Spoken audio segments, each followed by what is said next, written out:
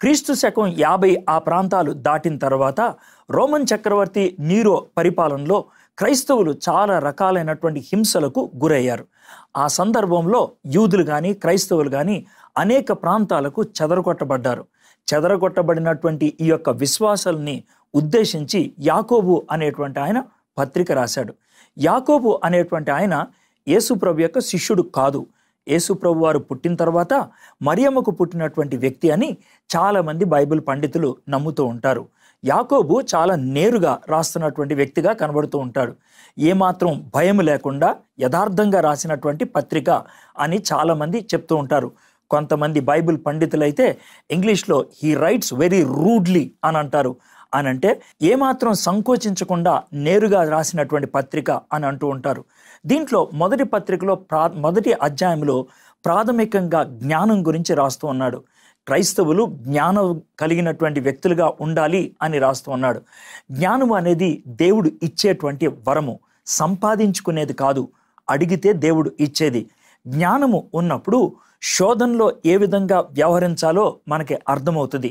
జ్ఞానం ఉన్నప్పుడు దేవుడు మనకిచ్చిన దాన్ని ఏ విధంగా ఉపయోగించాలో మనకి అర్థమవుతూ ఉంటుంది. అయితే ఆ జ్ఞానమే కనుక కొదువైనట్లయితే మనము మోసగించబడతాం. ఆ నేపథ్యంలో ఆయన రాస్తూ ఏమంటున్నాడంటే, విశ్వాసులారా మీరు మోసగించబడవద్దు అని చెప్తూ ఈ ప్రాముఖ్యమైనటువంటి పాఠాన్ని చెప్తున్నాడు. అన్ని మంచి ఈవులు కూడా దేవుడు మనకి అనుగ్రహిస్తాడు. సంపూర్ణమైనటువంటి వరాన్ని దేవుడు మనకిస్తాడు. అంటే మనకున్నటువంటి ఆయుష్ కానీ, మనకున్నటువంటి స్వాస్థ్యము కానీ, మనకున్నటువంటి తెలివితేటలు కానీ, మనకున్నటువంటి అవకాశాలు కానీ, మనకున్నటువంటి వరాలు కానీ, ఇవన్నీ కూడా దేవుడు మనకి అనుగ్రహించినవే.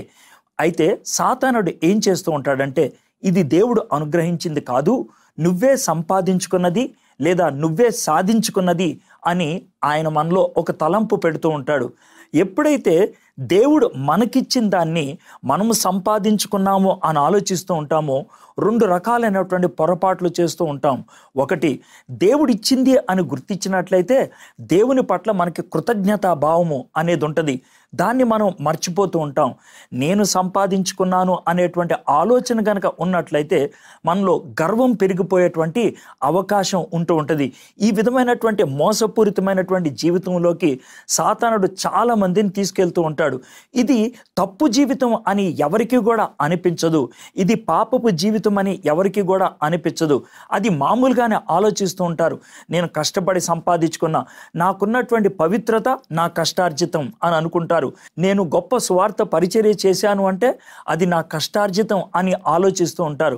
అయితే ఏది చేసినప్పటికీ కూడా, ఏది సంపాదించుకున్నప్పటికి కూడా అది దేవుడు మనకి అనుగ్రహించాడు కాబట్టి అది సాధ్యమైంది అని మనం గుర్తించగలిగినట్లయితే కృతజ్ఞతా భావము అనేది మనకు ఉంటుంది.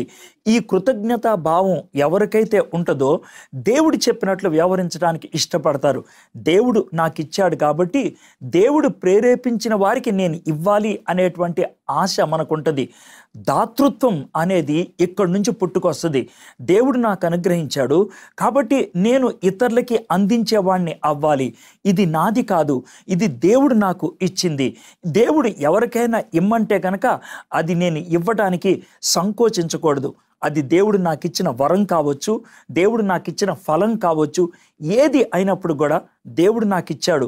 దేవునికి మహిమకరంగా నేను ఉండాలి అంటే నేను ఇతరులకు ఇవ్వగలిగి ఉండాలి అనే మాట మనకు వస్తుంది.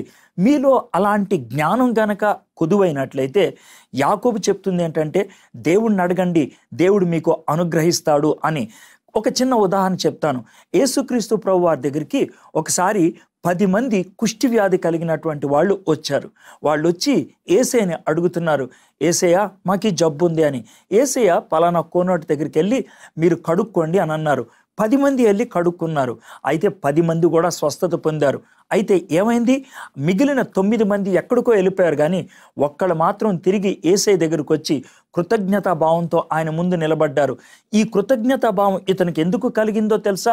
ఇది నాకు యేసయ్యని బట్టి కలిగింది, ఇది నాకు దేవుడు అనుగ్రహించాడు కాబట్టి దేవుని దగ్గరికి నేను రావాలి, దేవునికి నేను కృతజ్ఞతలు చెల్లించాలి అనేటువంటి ఆలోచన మనకు వచ్చింది.